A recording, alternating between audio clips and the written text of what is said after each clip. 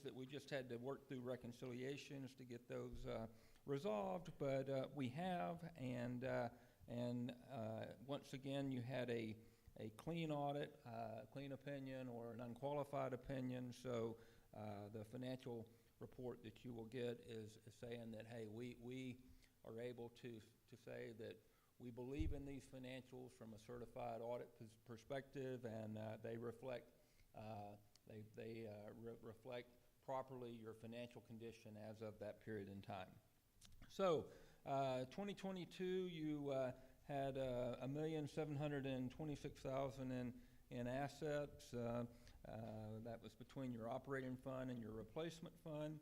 You had total current assets of $2,407,000, and you had your accounts receivable was your next largest item on your current assets of $1,254,000, and those are items that need to be collected that were due to the association at that time. That was net of a sizable allowance that we have, and that's certainly something I'm sure y'all know all about that as a collection of those. But total assets at the end of 2022, $7,892,000. Your current liabilities totaled $1,435,000, giving you a current ratio of 1.67%. There again, if you're 1.5 and above, 1.5 to 3 is considered that you're in very good financial health. So your current ratio means your current assets were well in excess of what your current obligations was, which gives a good signal that you have financial strength, and you're taking very aggressive action at your notes that you have with the when you made the transition. That current balance at the end of 2022, you had a current portion of $285,000 and a long-term portion of $828,000, so about $1.2 million or so at the end of 2022, and I believe that note started around $3.5, $4 million something. So you guys are making good progress towards extinguishing that, I think, much earlier than what was necessarily required. So that was the balance sheet. On your income statement, you in total collected $10,150,000. Most of those funds are in the operating fund, but $10,084,000 in the operating fund. You did have special assessment of $2.3 million that was recognized in 2022, and your excess revenues for the year was $145,472. 79,000 of that was in the operating fund, 65,000 in your replacement fund, and then for the year, your cash flow, you did have a negative cash flow of $1 million.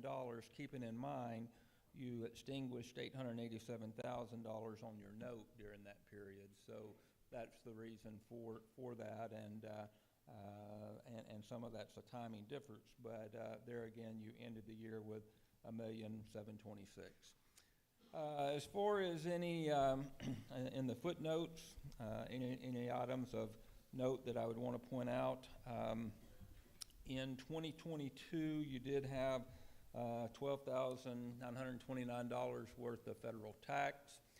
You're not a tax-exempt organization. There's always a lot of confusion on that. You're a nonprofit corporation chartered in the state of Texas. That has nothing to do with federal, other than you are allowed a couple of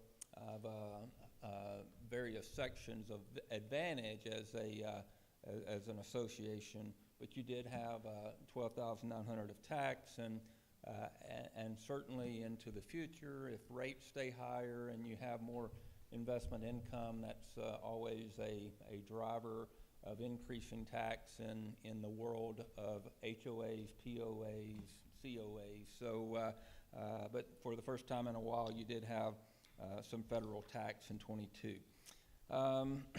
Moving on forward to your notes payable, we got some footnotes there to kind of break those out. You We talked about the developer note or the note with Double Diamond.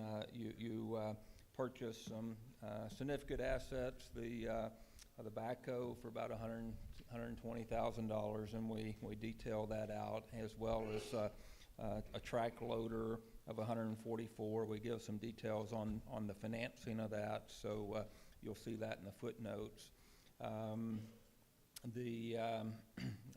You've got several equipment leases, and we go through those, and under the new leasing standard, there's a little bit of different accounting on how you show that now. You have to show the full liability as well as the unamortized asset portion. And, you know, that's really in a footnote, the synopsis of your audit. The big important stuff, your cash position was good, your assets were good, and they're all verifiably there at the end of 2022, which is always important to know, certainly from an audit perspective, and an unqualified opinion. And I think now that your transition is there and all of your operations are kind of running through one set of financials, from my perspective, I think 2023 will be a lot quicker to be able to get out. So with that, that's really all I have. Okay.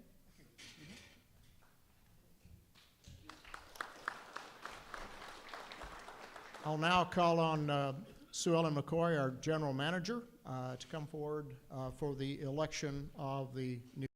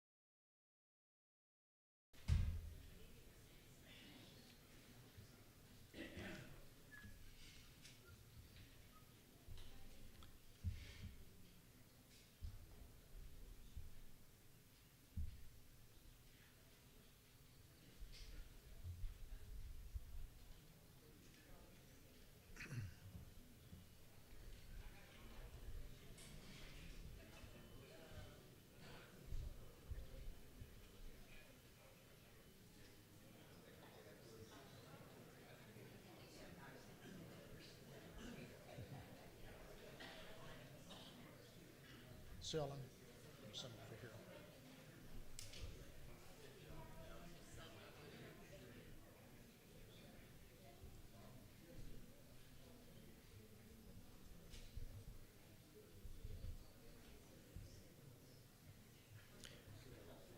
Anyone else have any ballots? Please hold your hand up.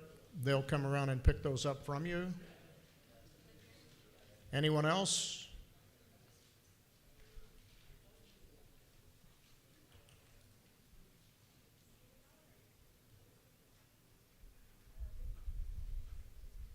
Any more ballots? We have one over here, down the middle row.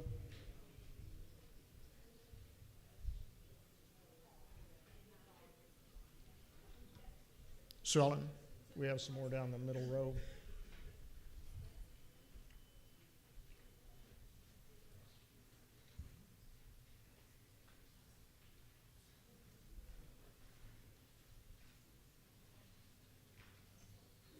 Hold those ballots up once you have filled them out. Keith, there's one more behind you.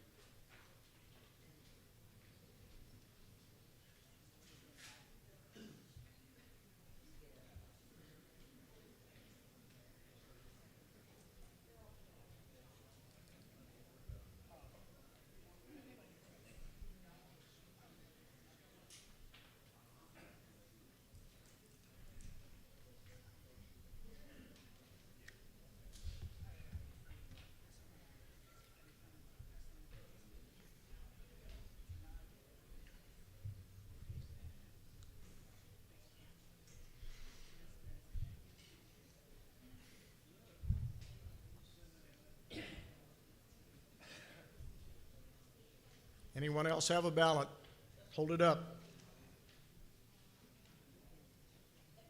There's one back in the far corner.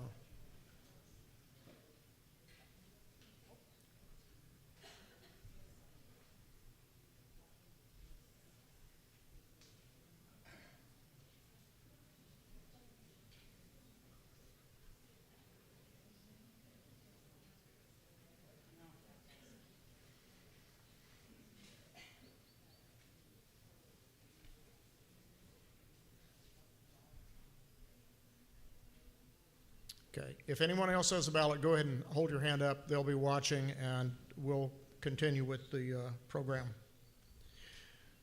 For the past 12 months, we've had a very productive year for the White Bluff Property Owners Association, White Bluff Resort. One major milestone was achieved on June 22nd, 2023. The loan to Double Diamond Incorporated for the purchase of the White Bluff amenities was paid off in full.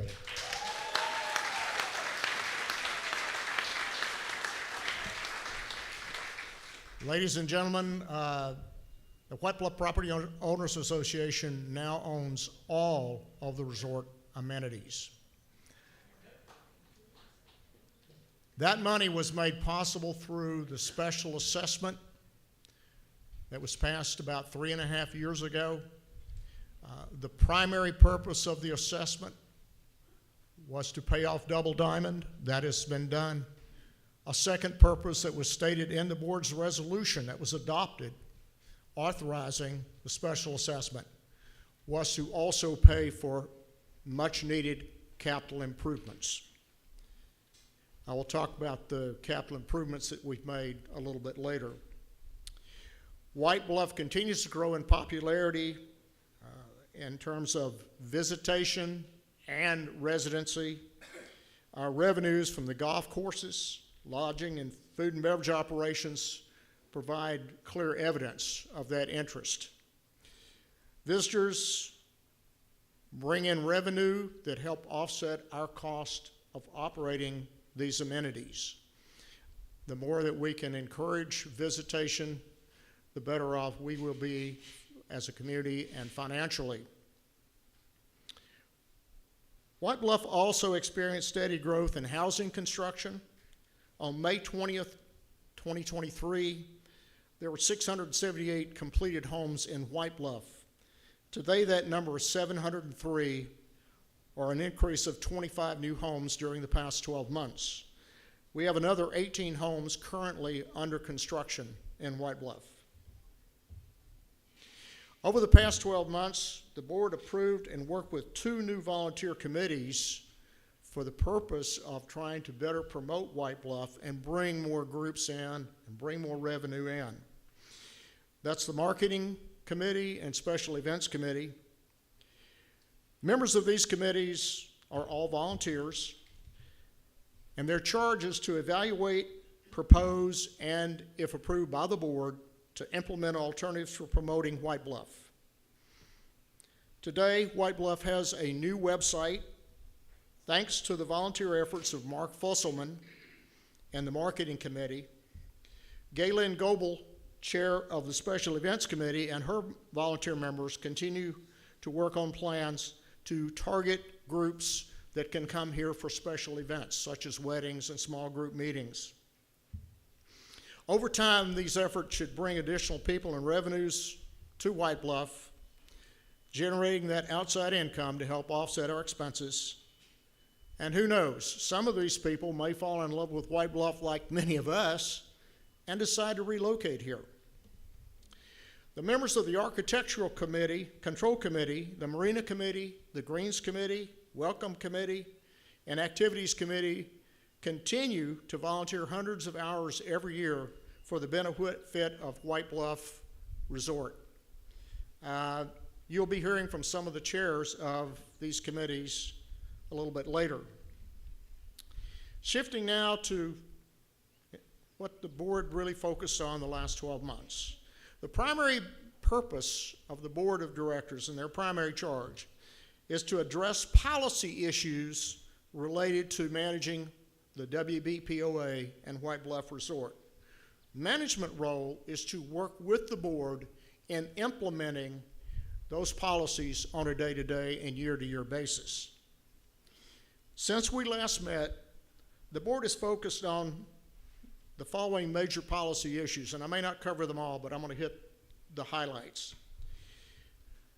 Number 1, creating and maintaining a balanced budget. It's essential that we operate on a balanced budget since we don't have a printing press like Washington, D.C. Second, increasing the collections rates for maintenance fees and special assessments so that those people that have not been paying what they agreed to pay when they purchased their lot or home are contributing their fair share to keeping this resort open and keeping this Property Owners Association financially sound. Third, investing in much needed capital improvements. We've had 30-plus years of deferred maintenance and replacement. We are doing a very good job of catching up on that deferred maintenance and replacement, but we can't do it all in 1 year. Fourth is long-range planning.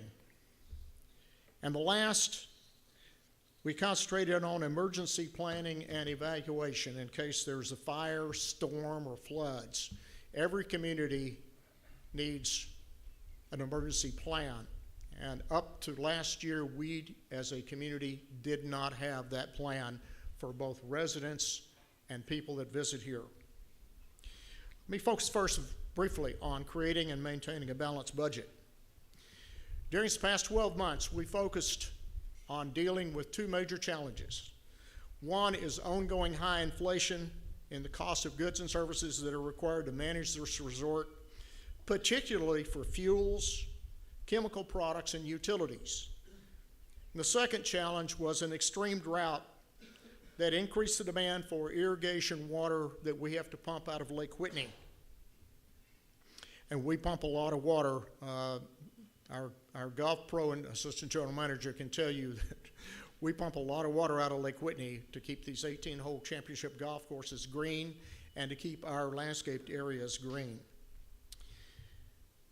As a result of these 2 challenges, we had to make a very substantial increase in maintenance fees charged to property owners. However, I'm very pleased to announce that we have a balanced budget. All of our amenities are open and well maintained for the enjoyment of our property owners, their guests, and our resort visitors. Second issue, increasing the collections rates. A delinquency rate of about 25% for maintenance fees has been a chronic problem during my 8 years on this board of directors.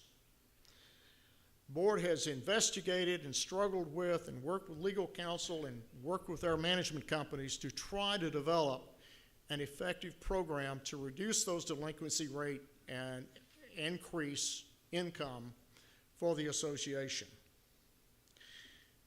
I'm pleased to report to you today, thanks to the efforts of our collections committee over the past 12 months and our work with legal counsel and the council management group, we have a collections policy that seems to be working well, and we have clear evidence of that.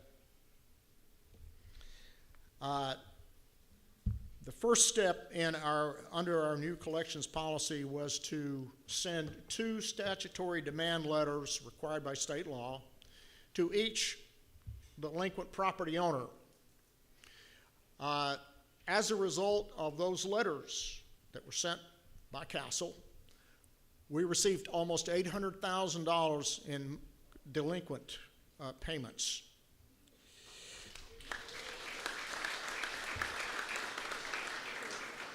That is of April 15th. April 15th, the remaining delinquent accounts were sent to Debt Collectors International for further collection action. To date, we're beginning to receive substantial funds coming in from DCI. We will probably get a payment, according to our general manager, within the next few days on the money that they have collected on our behalf. Capital improvements. The 3-year special assessment funds are accumulating, continue to accumulate as we get more people that were delinquent on the special assessment paying in. During the past 12 months, in addition to paying off the Double Diamond loan, we've invested in road equipment and maintenance and road maintenance materials that are needed to chip seal the road. Some of you, as you drove in, saw the work of our road crew in chip sealing White Bluff Drive. There are several other side streets that have also been chip sealed. Assuming we can get a little cooperation from Mother Nature and things dry out, Rick Ashton, who's in charge of our roads crew, will be doing additional chip seal work, but this spring has not been very cooperative with all the rain. We're glad to get the rain, but once we dry out, he will continue chip sealing. In addition to road equipment and chip sealing materials, we had to replace 4 worn out vehicles. And by the way, most of these had over 300,000 miles on them. One of them was a vehicle they did not dare turn the engine off. It ran all the time because they knew if they turned the engine off, they probably wouldn't get it started again. Needless to say, with worn out equipment that's constantly breaking down, it's difficult to be efficient in maintaining the resort. We also purchased a much needed batwing mower unit and tractor, installed new entry gates. Some of you saw them as you came in. We were having a chronic problem of some of the entry gates coming down and damaging people's vehicles. And needless to say, our insurance company was not very fond of that. And people having their vehicles damaged were not very happy about that either. And the last thing, we purchased replacement greens covers for the new golf course. Greens covers that were on the old course were replaced a couple of years ago, and then this year we replaced the greens covers on the new greens. We dare not have those freeze out because my understanding of the cost of replacing those is about $40,000 to $50,000 per green. And up, okay. So the investment in the green covers was a very small insurance policy to assure the courses would be protected and be available for play. As far as long-range planning, the first step in long-range planning is to complete a reserve study to find out what you own, the condition it's in, when it needs to be replaced, how much that's going to cost, and what the time frame is needed for that replacement. I'm pleased to announce that over the past 12 months, the board contracted with a professional engineering firm that specializes in conducting reserve studies for HOAs and POAs. The draft report from that firm has been received. We have a subcommittee of the board currently reviewing that report, and within the next few days, we should have a final report. That will serve as a template for deliberations for capital replacement and long-range planning for the association over the next 5 years. Last thing, emergency planning. The safety of our property owners, residents, visitors, and guests is of paramount importance to this board. An emergency evacuation plan with permanent exit gates did not exist in White Bluff until the last few months. I'm pleased to report that we have a plan for evacuation with routes for each section of the resort. We divided it up into 3 different sections, and each section has its own exit route and exit gate. These exit gates are marked with signage, and the emergency exit gates are now at least controlled. Most of them are owned, but controlled by the POA. So we're not going across somebody's private property without their permission. The evacuation map and procedures for evacuation will be posted on our new website within the next week.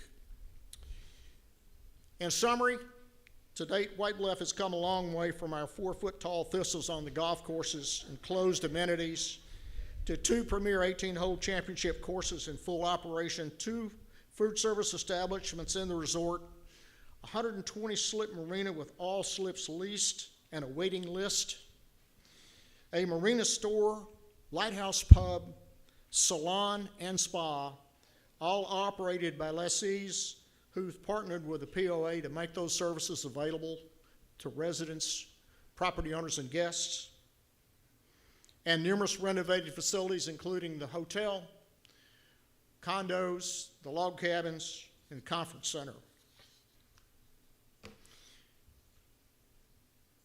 We have made great progress in White Bluff, and I think with the new board coming on, 3 new members with new ideas and new experiences to share with this board, you will see that the next 12 months will be a very productive time, particularly because you have 6 experienced board members that have been on the board for a length of time, and then 3 new people coming in with fresh ideas.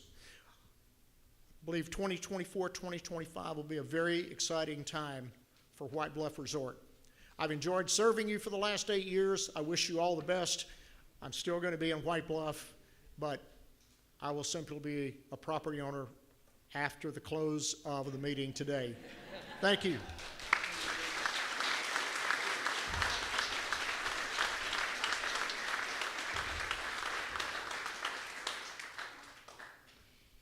I'll now call on Mike Ellis, our treasurer, to come give the treasurer's report. Come on up to the mic. I don't think those are on, Mike.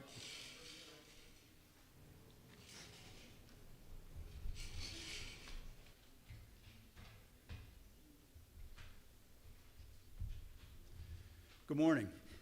Wow, response, cool. Again, I'm Mike Ellis. I'm the treasurer for the board. I'm here to give you updates compared to last year's figures at the annual meeting. So this year's operating cash balance, as of yesterday, was $1,452,440.20. Accumulated special assessment, $280,809.14. Reserve cash, $1,200,260.07, making our total cash position as of yesterday $1,933,509.41. Any questions for me? Yep, total. Operating cash was 1.4.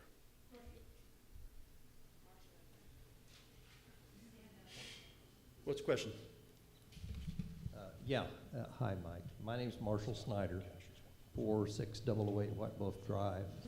The only question I had is with the current state of inflation and the current excellent condition of everything around I'm here, sorry, Marshall. do you think your burn rate for the remainder of the year will reduce that management reserve? Well, as we said, we've had the reserve study and we're reviewing it. It's really a matter of how we go down. I can't speak for the entire board. I'm just talking for myself. Okay? Let me further qualify my question. The question is, you have what you think are capital investments that you need to make. Mm-hmm. The question was, I guess, will you be able to meet those plans with the current cash reserve and the new accumulation of cash that you will have?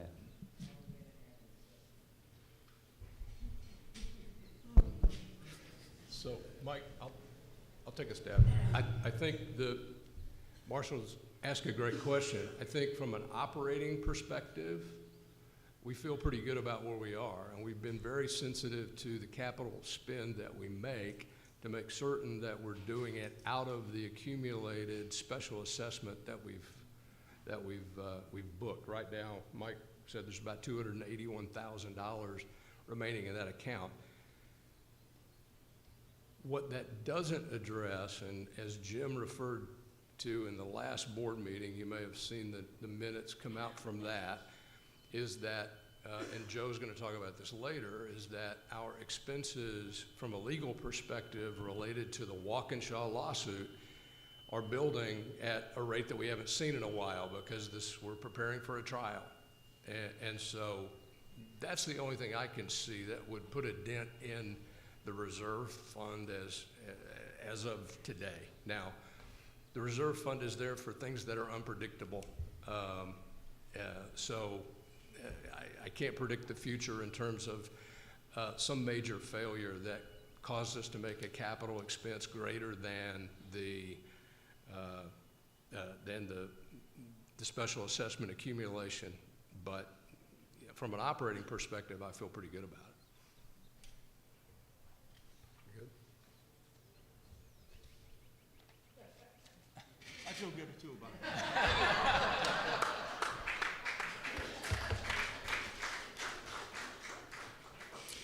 We have a couple of guest speakers this morning. I will call on Hugh Corbin, Chief of the White Bluff Volunteer Fire Department, to give you a report.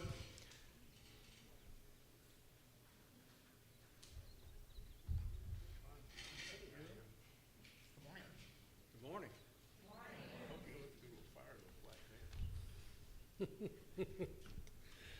The White Bluff Volunteer Fire Department, your fire department, is equipped with 3 fire engines, 2 of which will pump foam. As you may not know this, foam added to the water will put fire out much faster than water alone. And we have 2 engines that do this, plus a 3rd pumper.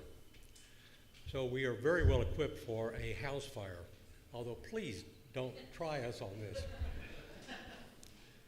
We have 3 brush trucks, a 3,000-gallon water tanker, a utility attack engine used for rescues, car fires, and as a pumper on these structure fires. That's the 3rd foam pumper. We also have the only fire department boat on Lake Whitney. It's equipped with side scan sonar, and we hope to have a pump attached to it so it can fight fires also. The boat is housed at the marina, so it's quick access when we need it, and we have used it many times. Everything from, unfortunately, drownings to people breaking down on the lake and having to get their boat towed in. Now, we do kind of limit this. We will only tow them back to the marina here in White Bluff. And we've had requests to be towed to Dallas, I think. So we kind of limit some of that. We also have the only rehab vehicle in Hill County. This is a van that we have that takes water, Gatorade, and food to long-running or extremely bad condition, long-running fires for the firefighters who suffer from exposure to the heat or just tired and need a place to sit down, recoup, recover, and start over again. We're hoping to add to that with another vehicle that has a much better air conditioning system so that the people that are overheated will have a place to sit and recover better. To do this, we're looking for a used ambulance that we can convert to this particular service. The department has made 457 calls for service since last May. The calls were for fires, auto accidents, lake rescues, medical calls, and other calls to assist the residents. There are 17 volunteer firefighters, which include 6 medical responders. All the medical responders are licensed by the state of Texas Health Department. So when you call 911, it's one of these people or more that will show up at your house before the ambulance arrives.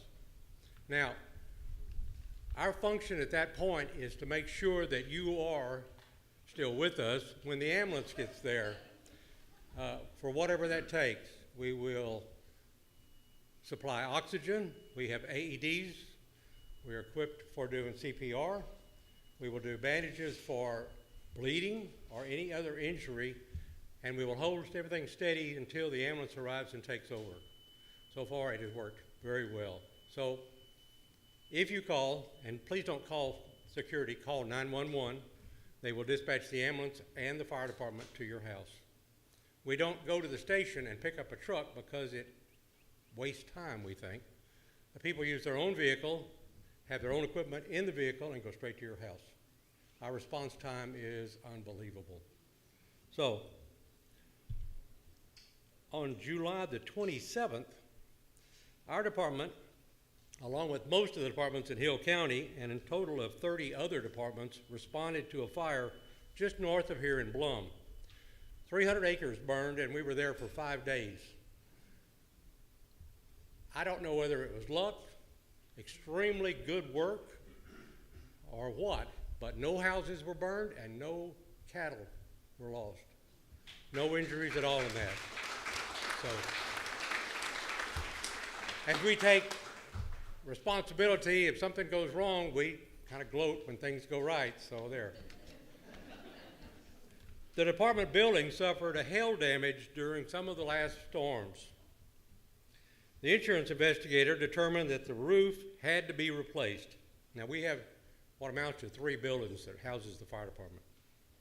Using the insurance money and with the assistance of B&C Exteriors, a local roofing company here, we were able to not only replace the old roof, but also repaint the building in a more traditional fire department color. If you haven't seen it, it's completely different.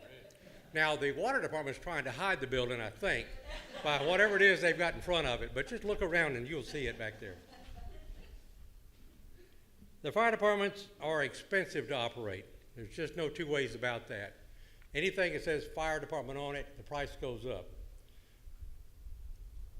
Maintenance is a big issue. And some of the maintenance we can do ourselves, but a lot of it has to be done by professionals to write off the fact that it was done correctly and that the machine is back in operation. Right now, all of our equipment is in service and ready to respond to any emergency, and that's the way we want to keep it. Last year, I spoke about the new 800 trunking radio system with Hill County. If we come to switch over, and we will replace all of the radios, the current VHF radios that we use for handhelds and in the trucks. Again, this is an expensive process. And the switchover done by the county, all the price of the radios was essentially dumped on the different fire departments. We've replaced almost all of the handheld radios, and we are still lacking 5 truck radios to be complete. In the interim, the old radios still work on the system, just not quite as well. But soon, the old system will be shut down and everything will be switched over to the new radios. Now, they do work much better, so we're looking forward to the switchover completion. The annual fire department barbecue, which everybody, I think, enjoys, will be held on October the 12th at the fire department. We'll have dinner served from 5 p.m. to 6:30, and music will continue until 9 p.m. We'll have a raffle and a silent auction, as we usually do. This has always been kind of a fun place, and the food's always been pretty good. More information will be available as it comes closer. The fire department is always welcoming additional volunteers. You need no special skills other than the desire to learn and the willingness to help others.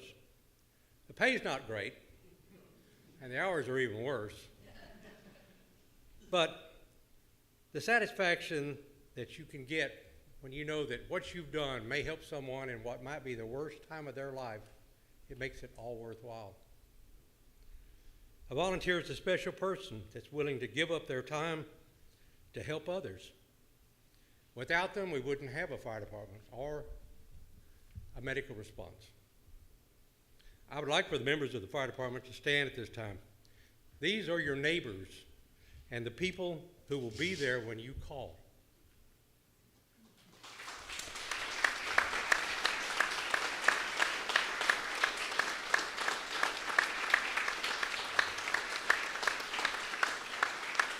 Thank you very much.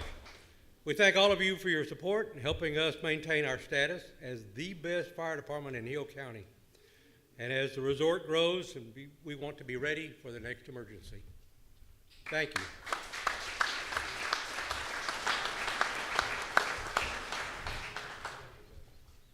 I'll now call on Danny Boddicker to give a report on behalf of the Hill County Precinct Commissioner for Precinct 1.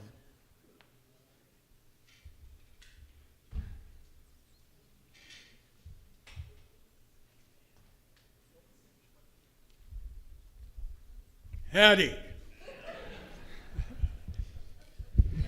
That's a good Aggie tradition. Good to see all y'all today. Jim Holcomb, our current county commissioner, asked me to fill in for him. It seems like every year we conflict with his wedding anniversary. And so he is unable to attend, and he asked me to sub for him. As all of you know, we've had just a little bit of rain here in Hill County the last 2 months. The county has suffered over $153 million in damages over the last 6 weeks. And in doing so, nationwide we filed for disaster relief, and every state has to qualify with at least $53 million worth of damage before we can qualify. Whether you know it or not, we've had a number of homes on the east side of the county that were flooded. And also, if anyone here in White Bluff has experienced flooding, there are now the emergency safety, there's an app that you can actually apply for, and the emergency management team will help you fill that out. And so you can contact the Hill County courthouse, and they will give you that number, but that app enables you to file for relief if you have in fact suffered water damage due to a flood. Precinct 1 has about almost 308 miles of road. Needless to say, the precincts have been jumping through their hat. They put in a number of culverts. In fact, we had one culvert that was completely clogged on the north side on 1145. That's the Steiner Valley Road. They have since cleared that, and of course it caused a little bit of increase in one of the lakes, but that now has pretty much leveled off. As far as anything else that you might have, feel free to call Jim Holcomb if you have any questions in regard to what I've mentioned. But the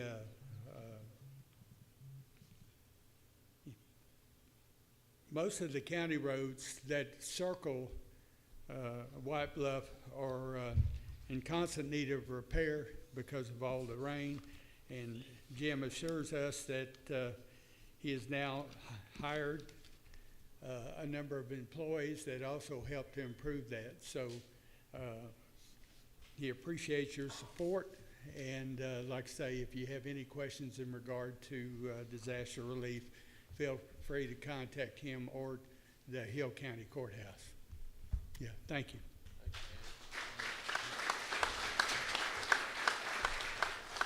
Thank you, Danny. We'll now move to committee reports. I will ask Ed Helmbeck, Chair of the Greens Committee. You're filling in. Okay, thank you. Come on up.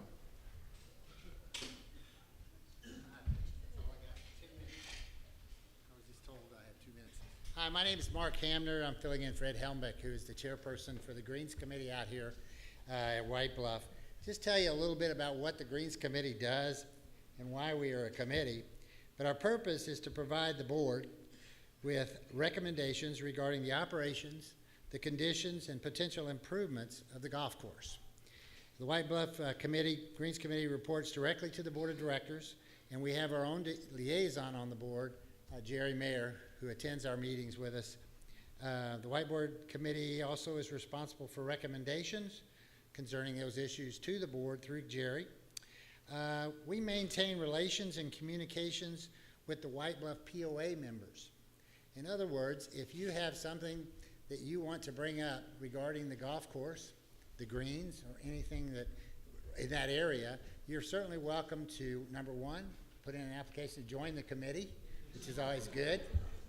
If you have something, it's always good to be a part of it. And then if you have a concern or safety concern or anything to do with the golf course, you can present it to any of the members of the committee, and they will take that to their meetings, which we hold every month with Randy, the superintendent, and Keith, and Jerry, and Ed, and the other members. And the other members of the committee, I've got them right here. We've got Robert and Ellie Woods. We have Matt Martin, Rosie Peterson, and myself. And so those individuals are basically part of the MGA, or the Ladies Golf Association, and we're on the golf course quite a bit. You know, the golfers in this room will see us. If you see us out there and there's something you want us to address, please just pull us over, stop us, or get a hold of us, call us, email us, whatever you need, and we will bring it up in committee and talk about it. Like I said, we meet every month to discuss those things. We're very proud of where we are today with regards to our golf course.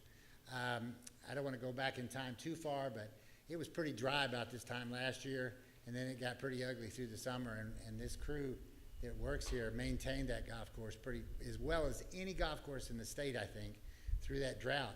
And now we're in a position where we've got more water than we need, and that crew is doing exactly the same thing with the opposite condition, with more water than they actually need. So I'm really proud of what the committee does. I'm really proud of Randy and Keith and Riley, the management there at the course. But if there's anything we can do to help you or address any of your concerns, please get a hold of the committee member, myself or Ed, and Ed is the chairperson, and we'll be glad to address it and get back to you with information regarding your concerns. Thank you. Oh, got a question? Yes, ma'am. Patterson, I'm sorry, Patterson. Yeah, I'm sorry. Thank you.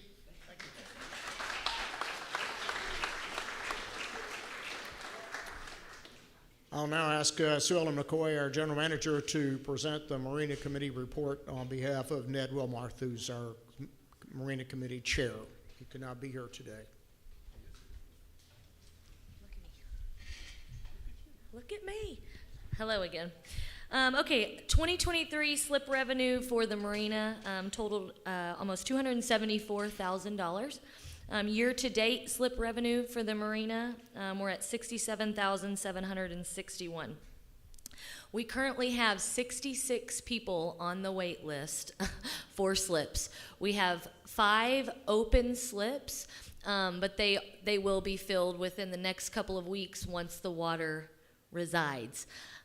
We had a couple not renew their leases, which happens in March, and a couple pull their boats out right before the rain started. So once the water resides, we'll fill those 5 slips. But again, we have 66 on the wait list as of now. Our marina lease with the Corps will actually expire in December of this year, so we are already working on all of the documents and the renewal to get all of that to the Corps well in advance of December, so we have no issues renewing that lease. And just to touch on the water levels, of course, the marina is a little bit out of reach right now. We do consider it accessible. I would not recommend, however, though, swimming out there. We will be providing some trips to the dock over Memorial Day weekend. I'll be sending out some email blasts this next week about that. We do want to assist people who want to get to their boats over Memorial Day weekend. But we really won't consider the boat ramp accessible until the water level is back to about 536 feet. We're sitting at about 538 right now, the last time I looked. So that's it for the marina. Thank you, guys.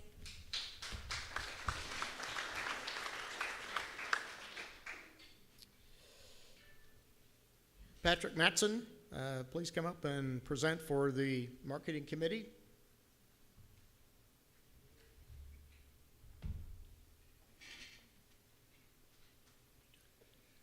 Morning, everyone. How are we? We're doing all right? Good. Well, first I want to thank the board for recognizing that we needed a marketing committee, because I'm actually a new property owner here. I've only owned my property just for about 5-6 months now out there on White Bluff Drive. So fairly new, but it took me a little bit to find this place.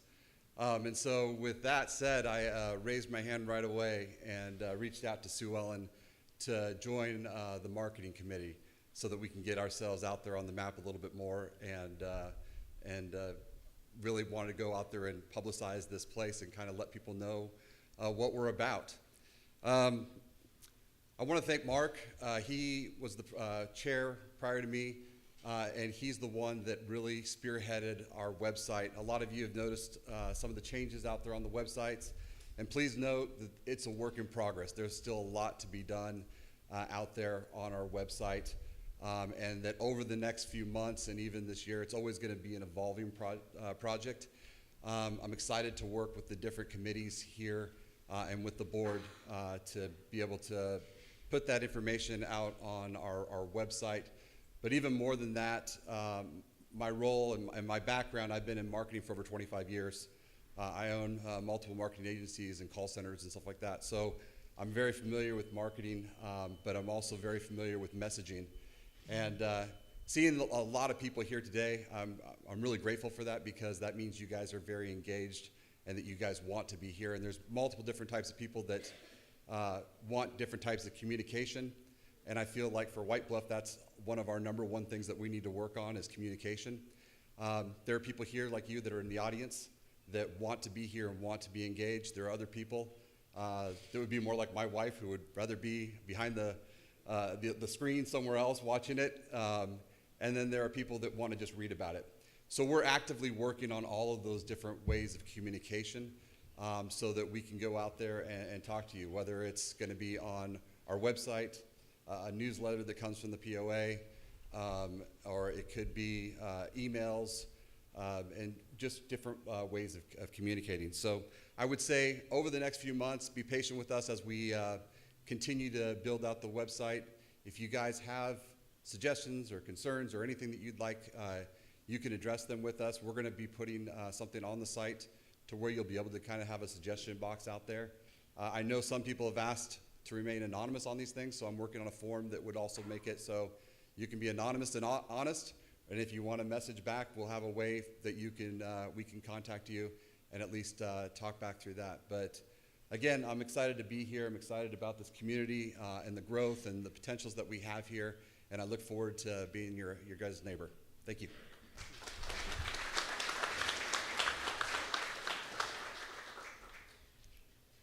Galen Goebel, Chair of the Special Events Committee, will provide you an update on this other new committee that we've just recently created.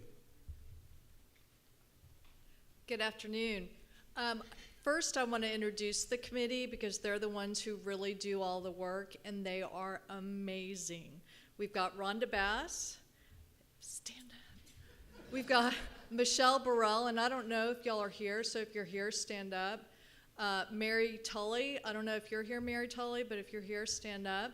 Steve Hunt. Okay, you don't have to. That's okay. Sharon Jones and Dana Chirac. I know, Dana, you're here. because I saw you earlier. There you are. These folks have been amazing. They have met when we needed to meet. Their creativity has really brought some amazing ideas for the committee. And our purpose is different from the activities committee, which is kind of a community engagement community, and they do an incredible job. And we're working in cooperation with them. We're brainstorming with them on ideas. But also we look at our committee as kind of an arm of the POA to come up with ideas to market the resort, as well as make so when somebody comes out here, make it a better experience for them so they'll want to come back. And so it's a fluid committee. I think will evolve over time. And if y'all have any ideas, we're also looking, so I'll throw this out to y'all, we're also looking for ideas that will cost, so it'll be different from the activities committee, some ideas to bring in some really fun activities. For example, get some of the wineries to come in and then do a wine and food pairing. That would cost, but it would be another experience for the resort and bring value as well. So if y'all have any ideas, contact any of the committee members or myself, because we always want to hear them. We don't have all the answers. We are not the end-all be-all, but we're here to serve y'all. So thank you.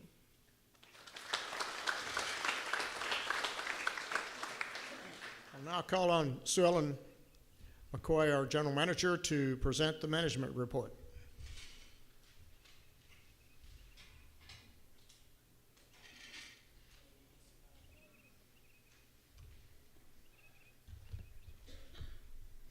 Hello again. I really just want to start off by saying thank you all for the support over the last 12 months. I really feel so grateful to work in such a beautiful community with such wonderful people. I really am so thankful. I love coming to work every day, honestly. I also want to, of course, say thank you to the board of directors. This group of people seriously works harder than anything I've ever seen every day. They put in so much time and so much effort for free, and they honestly deserve a round of applause. I also, of course, want to thank my teammates, not just department heads, but we have some great staff who show up each and every day with a great attitude to keep this place functioning. So with that, thank you. I will, 2023 financials as a whole, so this includes golf, lodging, POA maintenance, marina, and food and beverage. We ended 2023 with a net income of $1.9 million, which was $1.5 million ahead of our projected. We also came in $1 million under our expected expenses. So, Keith and I really felt like 2023 was a big win for us. Moving on, thank you. Moving on to 2024, you're probably going to hear this from several of my department heads today, but we have had a bit of a slow start to 2024. I know that in August we will all be praying for the rain, but if someone will turn it off, I know that Keith will be extremely happy and the rest of us will as well. This year we budgeted an overall increase in combined revenues of about 2.5%.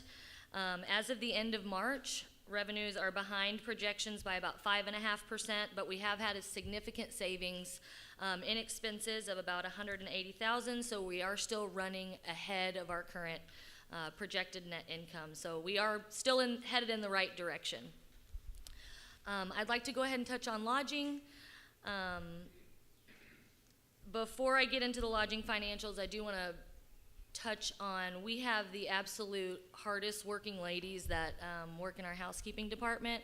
They not only handle the cleaning of the hotel, the cabins, and the condos, they also clean both pro shops, both restaurants, the conference center, the Lone Star Room, all of the bathrooms on the property, the fitness center. They just are a hard-working group of women. We also have Billy Field. She was our previous receptionist. We moved her into our lodging coordinator role. She's done a terrific job. She handles all of our large group booking and coordination of all of these groups. She is already outpacing room nights booked and rate per night this year. She's well ahead of last year. So lodging ended 2023 with a little over $610,000 in income, which was a 35% increase over 2022. We were just shy of hitting the projected budget of 2023, which was $625,000, but we still did end with a net income of $246,000 for lodging. As I mentioned earlier, several of our revenue streams are off to a slow start this year, mostly due to the weather, and also lodging really relies on golf and golf groups. Through March, lodging income is a little over $60,000, and which is about $20,000 behind our projected.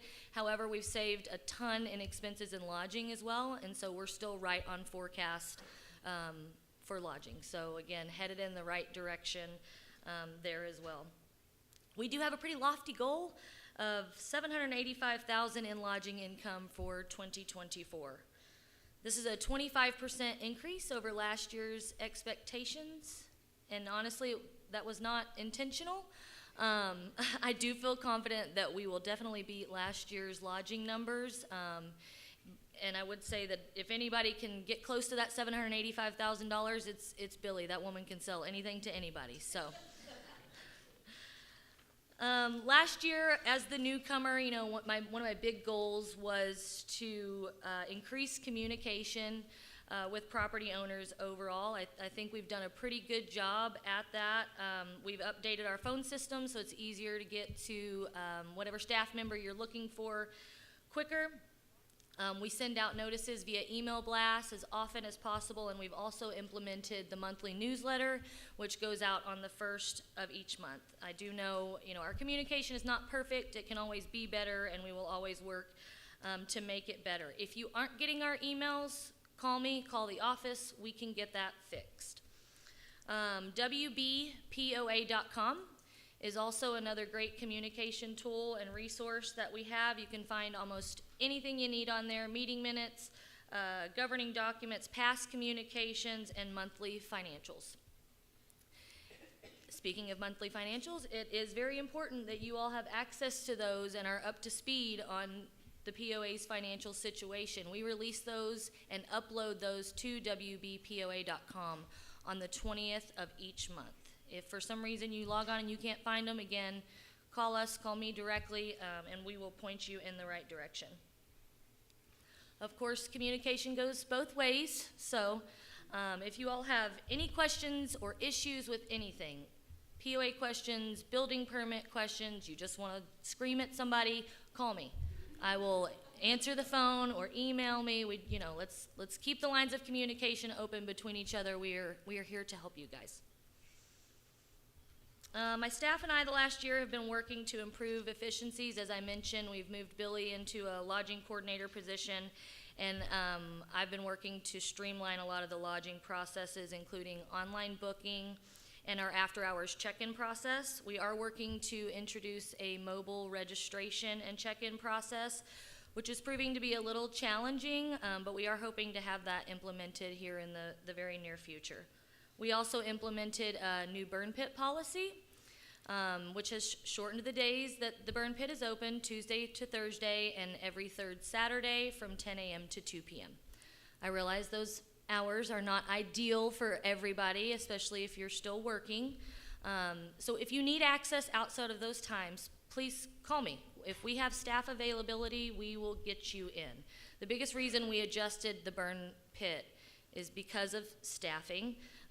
It's difficult to have somebody there all the time, which we feel is necessary because we do have so much illegal dumping from outside of the community. Also in the past year, my staff and I have been analyzing and adjusting team structures, which means we have some new staff in new roles or in different departments, but again, the goal has just been to improve efficiencies across the board and work together. Increasing staff accountability will remain a focus for me and the department heads, really striving to be proactive instead of reactive to a lot of the situations that come our way. I am happy to say that as of late, I hear a lot less of, well, that's the way we've always done it. So we're moving in the right direction. We have implemented monthly meetings with the lessees of the Marina Market and the Lighthouse Pub to review upcoming events or groups that we have and ways that we can assist each other. You know, if Mulligan's can't accommodate a group dinner for whatever reason, we still want to keep that revenue inside of White Bluff. And so a big thank you to Christy Ivers of the Marina Market and Sonia Fennell of the Lighthouse Pub for their assistance and accommodation with these groups.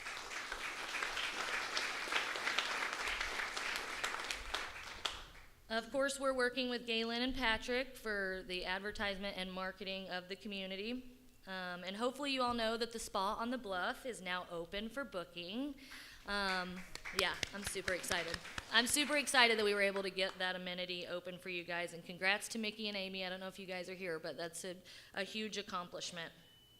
And I did go to the spa last week, and you will not be disappointed with whatever service you decide to get, so definitely go check it out.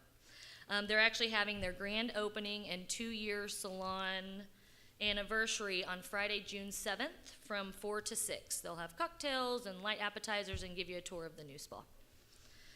We had a great turnout at the Eclipse Fest, April 6th through 8th. Thank you to Larry Smith and the rest of the committee for the entire event. They put a ton of effort into it, and I think everybody really enjoyed themselves. I think we've done a lot of things really well over the last year, but I obviously know that there's area for improvement. And so a couple of things that we will be focusing on for the remainder of the year are high priorities for us. One is we'll actually be working with these nice folks at Brazos Media to look into updating the sound system in the conference center. I know the sound quality of the board meetings, if you join via Zoom, has been awful, and it might as well be, it's pretty pointless for you to hop on there. Honestly, you can't hear anything.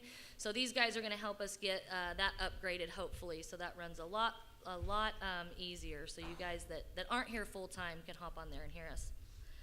An even higher priority is our food and beverage operation and getting that back on track. We increased our revenues significantly in 2023 for food and beverage, but with that also came increased expenses.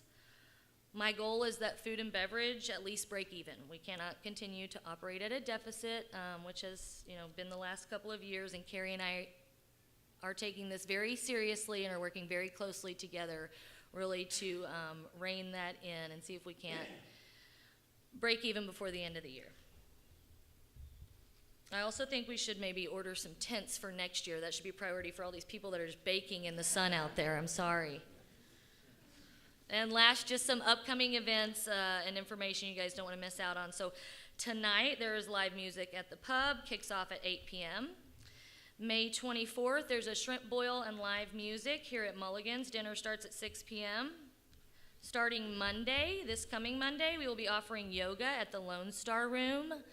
Look out for the sign-up details on White Bluff Friends and Neighbors. That's going to be every Monday going forward for the foreseeable future. We're also getting ready to offer kayak lessons out of the White Bluff Marina. That will hopefully start sometime mid-June. We'll have more details to follow in the June newsletter. Saturday, June 1st, the Lighthouse is hosting a summer kickoff for the kids, 3 to 5:30, and of course, everybody's favorites, fireworks will be taking place on Saturday, July 6th. Thank you all again, truly, for all of your support and help. And, if you see something that you're not happy with, please call me. I absolutely love this community, so thankful to be here. And with that, we'll start with department head reports. Director of Golf, Keith Harris.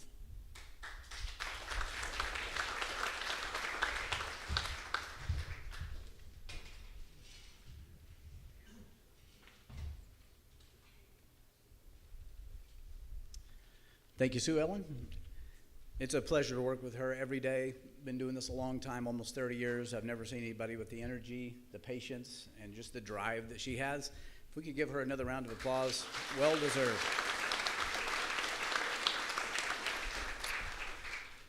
It's hard to believe it's been a year since I've been standing up here giving a report on this stuff, but we had a lot of positives in 2023. Golf income was $1.4 million. That's an increase of 29% over 2022. We actually exceeded our projected budget by roughly 8%. even though it was a softball budget per Jeff Williams. The downside is we had a projected loss last year of $1.35 million, and that would be total golf operations. That's what it costs to have the people in the shops, our cart staff, all of our maintenance crew, all the chemicals, the payments of carts, equipment, et cetera, that goes along. We were able to cut that deficit to almost just a touch over $1 million. I think we were $5,000 over $1 million. That is 10% under what we projected to lose, which is a savings of $344,000.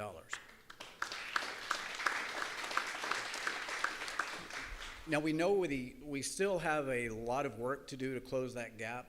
I would love to say that in my time that I'm here that we can get that to a zero or a profit. We're going to sure try to do everything that we can to get it there. We're trying to be aggressive again in 2024 with another increase projection of 9%. And the way that I will try to accomplish this, we have raised our cart fees, $3 per rider. We have raised our outside golf rates, depending on the time of day and the week, anywhere between 10 and 15% to try to get the folks that are coming in from out of town to help us close that gap as best as possible. And then we're just continuing to network with folks that I know in the golf business, trying to drive groups out here. What we saw last year, we had a lot of new events that came out. Texas Golf Association had an event here. We had a pretty big couple of junior events with the Northern Texas PGA. We ran the Northern Texas PGA Levy Cup. And by the way, that our lodging, our golf courses that we have, the food that we provided for them, we have continued to see that repeat business. So due to our performance in 2023, the Texas Golf Association booked not only one but two events here this year. We're running a Texas Junior Legend event in August, roughly 100 kids, some of the best amateurs in the state, junior amateurs. And then we have the Texas Two-Step that we did in March, which is a great time of year for us to hold an event because normally it's cold and you don't know really what you're going to get, and we'll take anything we can that time of year. They had 100 players that played this year. They filled up the lodging. They ate 2 or 3 meals with Carrie and her bunch. It was a very successful event, so much though that they asked if White Bluff would be willing to make this the annual stop for this event. They would like to come every year and just rotate courses. We hosted a conference championship, the Collegiate Conference, Division III conference that makes up a lot of schools in the Austin, San Antonio area, one out in Louisiana, one in Houston. That is the Southern Collegiate Athletic Conference. They had about 70 participants. It was a great time of year for us last month where we ended up having them come out on a Sunday, Monday, Tuesday, Wednesday, which historically for us are times that we don't see a lot of traffic. They booked out every room. They played 4 rounds of golf. We fed them 6 meals very successfully. Carrie and her crew went well above and beyond on that. We estimate that that 4-day event was roughly $52,000 in revenue. They enjoyed it so much that they've already booked for 2025, which is the first time in the history of the SCAC that they've gone to the same event 2 consecutive years. And they've also added a fall preview in September that will bring these same schools out again for 3 days just to see the golf course before the conference championship. The Northern Texas PGA will be running 2 AAT events. We ran one last weekend. Unfortunately, Sunday was rained out, but we were able to get 1 round in. The Blue Bonnet Invitational. They ended up full this year. Actually, they were trying to get 62 lady teams from all over the state. They ended up with 61.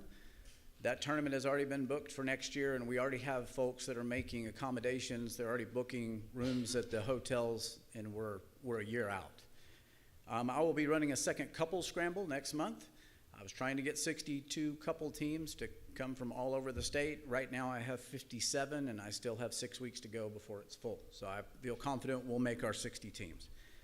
Last year, the Northern Texas PGA held the year-end Levy Cup here. They were so impressed with what we were able to provide that they have booked one of the major championships out here. The Northern Texas PGA will be playing the Match Play Championship, which is one of the 7 majors for the Northern Texas club professionals here in November. So that's a pretty good feather in the cap there. I'd like to thank Mike Moot, wherever he is, and all the volunteers that helped us out with the Bluebonnet and the SCAC. Y'all's work moving golf bags and shuttling kids and just being a welcome committee out there sure makes our events run smoother, gives us some real street credibility for how we run events, and I really appreciate all y'all's hard work. I'd like to introduce Randy Stewart. For those of you that do not know, Randy Stewart is our new superintendent. He's been on the ground for, well, Randy's been at White Bluff since 2018, but he has been leading this group now for about 90 days, and I could not be more pleased with how this has started. Now, Randy's been doing a lot of projects on the golf course that require rain. I don't require rain for revenue generation, so although he's happy and we're all ecstatic with how the course looks, if the rain could stop just for a while. I keep asking him every day. He's done nothing about it. So there's only knock so far. So Randy's got a lot of plans for the golf courses this year, and he's got a lot of great ideas. And that's a great thing about having some new blood, people that, you know, like Randy. This is his first time leading the entire group. So, of course, he's hungry to make a difference, and that is what I love to see. Some of the things he's got going on this year, he has made like a test plot on holes 6, 7, and 8 at the old course, where he's taken a 3-acre section and he's making a native area that is going to cut down on expenditures to maintain. It's going to also kind of add some nice aesthetics to the golf course, and we'll kind of see how that test plot goes, and if it goes well, then you'll probably see more of those things popping up just to kind of control the costs of things going on. We have some failed drainage out there that he'll be working with Rick and the roads crew on. New course holes 7, 13, 18, old course 5, 8, and 18. These will be areas that we'll address as the year goes on, especially as slow season starts. Randy's got a pretty good game plan to get all of that done. He also has a great plan, always on the greens, on the outside edges. We always kind of have some worn areas where those, you know, you figure a mower is pretty heavy and it's kind of sliding, making those hard turns, and you always have kind of some worn out areas on the edges. He's got a pretty aggressive fertilizer plan to try to get those in shape, and then our nursery that is over by the pickleball courts is perfect, and he may have to strip a little sod off that, but that is one of the areas he is definitely going to tackle. Continuing with the tree trimming, we have a lot of holes now that some of the trees are going to kind of encroached on your line of sight. We may have to remove a few, but we will definitely be limbing up a lot of the trees as time goes on. And then an ongoing thing of just trying to make sure that we don't have any more of the bridges fail. They're going to be working really hard on doing rock work, painting, doing some metal work on those. A lot of you see a lot of green equipment out here. This event is not sponsored by John Deere, but we just wanted to show you, well, yes it is. It was the time for our Toro, all of our Toro equipment was over 4 years old, and our lease had expired. So Randy and Jeff and some of the folks, they really thought out of the box when they put this equipment package together, because like everything else, it's not just bread and milk that's gone up. Those, you know, that spray rig that sits out there that used to be $40,000 is now doubled in price. They got really smart on how they approached this so that we didn't see a big increase in what our new equipment, which was much needed, would cost. We have a lot of refurbed pieces that basically came off of Trinity Forest in Dallas, pretty elite golf course. They're definitely well taken care of. John Deere goes through those with a fine-tooth comb, revamps them, brings them to us. They're still under warranty. But we actually just parked some golf course eye candy out there. This is some of the new equipment that has rolled in. I think we're all but one. You got one trailer load still left? And then Toro. Yep. So this is going to cut down a lot of time on, you know, down equipment and having the ability to have all the equipment we need to get the job done more efficiently, and also not a huge increase in the bottom line of what we're having to spend. That is great. Just quick update. Last thing is just on our pump committee. As most of you know, we have a huge diesel pump in the ground to move water when the Corps had us move all of the pumps off of their land. That pump generates about 600,000 gallons of water per day when it's going at full capacity. we use closer to 800,000 gallons a day. We're at a deficit roughly in August when we are not getting all this great rain. We run a touch at a deficit, and I know a sticking point a lot of times that the ponds on the golf courses are not full.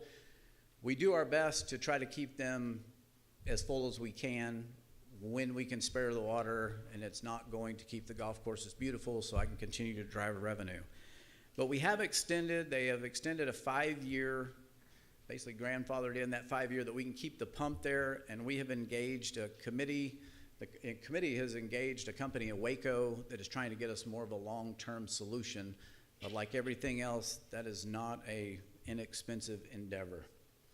I'd like to thank all the department heads, Carrie, Jimmy T, and Rick. They still answer my phone calls sometimes. I appreciate that. I know I tax them a lot when things are going on, and they're always Johnny on the spot. I appreciate that. And my man, Ryan Lear.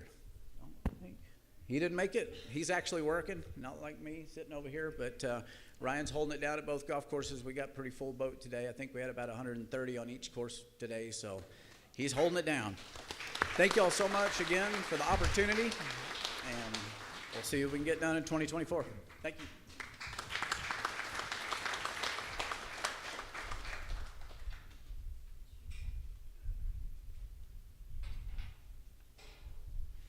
Good morning, everybody. I'm Carrie Holden. I'm your Director of Food and Beverage, and I see a lot more faces this year than I did last year, so it's encouraging to see new people on property and coming in and visiting the restaurants. As we've all said, 2023 was an amazing year. The restaurant did a little over $824,000 in sales, which was up 41% over the previous year. And we also exceeded our revenue projection by 13.6% in 2023. This year, you've heard it before, it started out slow. January, the freeze, we were closed for about 12 days with equipment replacing and the new grill. I'm waiting on Keith to figure out how to get umbrellas to keep these golfers dry when it's raining. He's not working on that yet because it's affecting my revenue as well. So let's see, we started out in March this year with our first TGA golf tournament. It had over 100 players. They ate, we fed them a couple of meals. It was incredibly successful. The Eclipse weekend was great. We had music on Saturday and Sunday, and super busy weekend for the restaurant. And then April 20th and 23rd, we had our SCAC golf tournament with 120 players, and that was phenomenal. It was really smooth. And May was our Bluebonnet Ladies tournament, and that was a lot of fun. The ladies played really well. So what am I doing to drive sales? Well, we're going to do not quarterly menus this year. We're doing fall, winter, and spring, summer. It cuts out expense of printing menus and time and labor on creating all that kind of stuff. So the new menu started April 1st, and we brought back like our summer chicken salad, the strawberry sandwich or salad, and the fresh fruit. I have extended happy hour. So happy hour is Monday through Friday, 2 to 6 instead of 3 to 6. It includes all beer, draft or cans, wine, and then I added menu items to the happy hour at a great price, okay? We created a cocktail menu. So Dylan is an amazing bartender. He came up with a lot of great drinks. So that is now out and about, so it's easier to order something that you might not know what to order. And we have a wine menu. We have updated the brunch menu for Saturday and Sunday, and you can still get breakfast at 2 o'clock in the afternoon. So we don't have a cutoff. I'm tired of saying, no, you can't have that. So we're just going to bring it on through till 2 o'clock, and then we run dinner after 2 on Saturday. Our hours of operations have expanded on Sunday till 5. So please remember, we are open until 5 o'clock on Sundays, and we do run the full brunch menu. I've seen some confusion about that, and I apologize that it was only appetizers. It is not. It is breakfast. It is all sandwiches and salads and things like that, okay? The first of the year, I created a loyalty program. It's a little business card. You get 9 punches. Your 10th meal is free. All you got to do is ask for one, or the server can get you one. And that's been a big deal. That's been a lot of fun, too. People are always like, here, I was here. So bring those out, and we'll sign them. We will continue to run weekly specials, and if you are wanting something special, like you have a great idea for a weekly special or a daily special, just let me know. That's where we get a lot of our ideas from, is from the property owners. The new grill that was installed in January, game changer. It's just been amazing. Executing these high volume events has been, last night we had 28 guys out here, a 12 top and 8 top in the dining room full, in the kitchen. They never slept. It was awesome. Servers, still working. I'm sure you've met, I've got 4 new servers in the dining room. They're all very new to restaurant. So, which is a good and a bad thing. I'm not breaking old habits, but at the same time, you're teaching them ground level zero basics, you know. But they are excited to be working here, and they're catching on really quick. Back of the house, we had to lay off a couple during the winter months and cut hours just because of volume.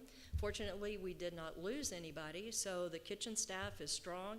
They're very dependable. They come to work on work, and they come to work to work. So I'm very happy about that. So over the last couple of months, I realized that we have had some inconsistency and quality issues with food and service and things like that. And first of all, I want to say I'm very sorry if your meal did not meet your expectation. And the only way I can fix things is to know about them. I'm here pretty much all the time, almost every night, every weekend. And I really would like to, you know, when I go around and ask you, how is everything? Be honest with me, because I can't get better, we can't fix it if I can't know about it for a couple of days or ever, you know. So that's one of the big things. I want every one of us to be proud of the food and beverage out here. Mulligan's, the 19th hole. So, you know, again, if you don't want to just, I'm going to bring back my comment cards, so you can not write your name on there and just say, hey, we ate on this day, we got the French dip, not so great, you know, or whatever. Everything was perfect. Your new team is doing fantastic. I really want to make this a place that you feel confident to bring your families and your guests and all that kind of stuff, okay? So driving sales going forward, we're going to continue building a strong team, update the menu twice a year, execute all events with precision and accuracy, make operational changes that will enable us to provide great food, served with accuracy and consistency to every guest every time, and control our cost of food, cost of goods, labor, and expenses. And I appreciate you guys so much. It's been an honor. I've been here a year and a half running the restaurants, and truly enjoy it. And look forward to seeing you.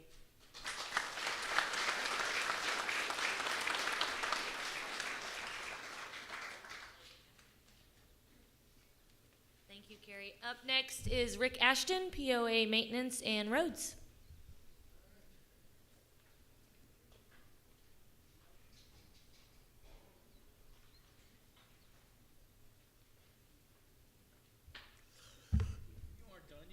I'm not done yet. Well, I'm really encouraged by all these numbers, all the money that people are bringing in, and now I'll give you an idea where a lot of it goes. And I want to give a heads up for Jimmy and his guys. I'm just going to give you kind of go through a little list here of what they've been doing this past year.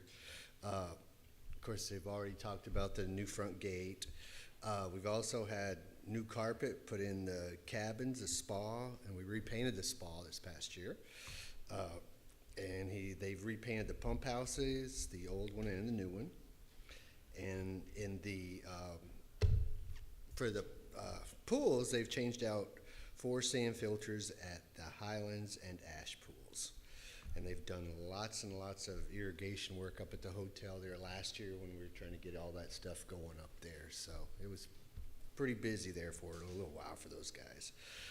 Bear Creek up there for the campsites, all the electric is in. All we're waiting on now is just to figure out how to get some water in there. But again, that's going to cost some money to get that water fixed up there. Lights at the front gate. I don't know if you guys noticed that last year and coming in for the winter, you could see the different color lights. So those will be all the time now. You can change different colors on those lights. So that'd be pretty cool. Let me see.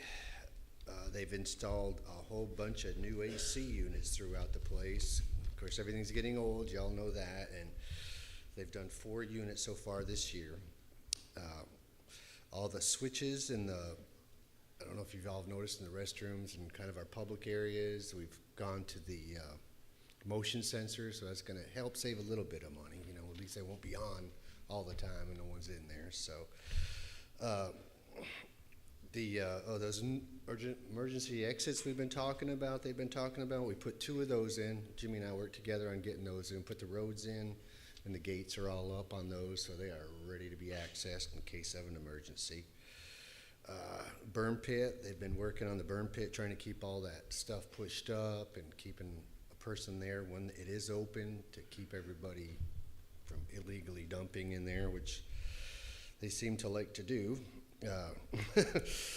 And a lot of the LED lights, if you go to our offices and around the buildings, you'll see they put a lot of them LED lights in there. Those will really help with the cost of keeping down our electric a little bit. I don't know if anybody noticed, but this the Sister Garden, they've helped us with the front there when we came in. I don't know if you all noticed, but we're trying to do a whole bunch of new landscaping. We got the spa. We got some spa plans for the spa. I'm going to meet with one of the sisters today, and we're going to go up there and try and get those plants spread out, how they're going to look. Okay, let's go to the roads department. I know I'm the guy that you either love or you hate. Either I've got your car dirty or I've kept your car clean. So anyway, we've done a lot of potholes. I'm sure you've all noticed all the potholes. We've done a lot of milling there on White Bluff Drive. We're still not complete with that one section in front of the office down through there. So hopefully if the rain will stop, we'll get that wrapped up pretty quick. We did build one of the bridges for Randy. Over there on number 2, I don't know if anybody's noticed that on the old course. We built that last summer. We did some crack sealing over there for the Highlands for Jerry. We still got some more herbicide to do over there. We'll start that as soon as it dries up. We put a road down there at the baseball field. I know that's not a heavy going spot, but at least you can all get down there if you want to go see what that looks like. We did a bunch of striping in the parking lots and some on the main road coming in. We'll keep working on that. That's going to be a continuous thing. The paint you get nowadays is it will not last unless you do the thermo, which costs a fortune. So we'll continue to use the regular paint for that. Let's see. Oh, at the front gate. It should have been started by now, but again, the weather has messed us up. That whole new fence, we're going to have a whole new fence up at the front gate, so that won't be such an eyesore up there as soon as that gets started. And I believe that's all we got for us. And we'll just keep plugging away, trying to make White Bluff beautiful again.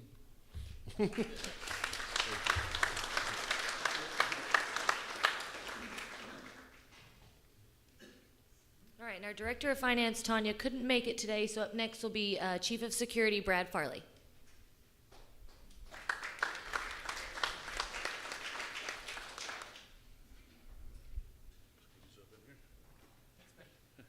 Hey, good afternoon, everybody.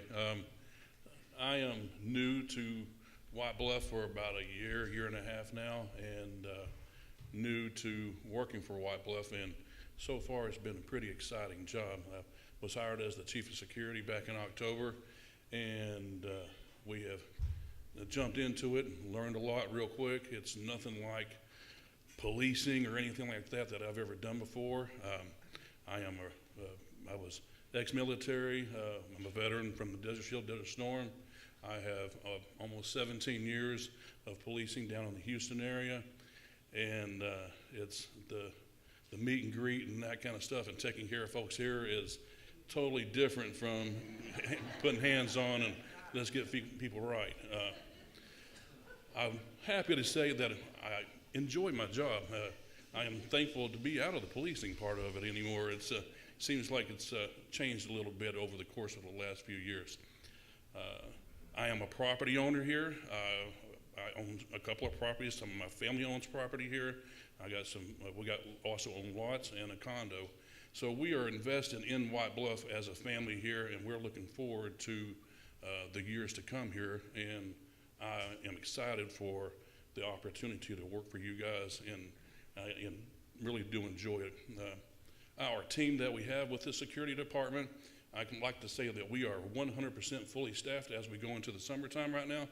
And so we're excited about some of the folks that we got that have come on. And then we have also the folks that have been here for years. I can ask you right now, if you raise your hand, who all knows Kat McGinnis from the morning? Everybody does. She is the sweetest person in the world.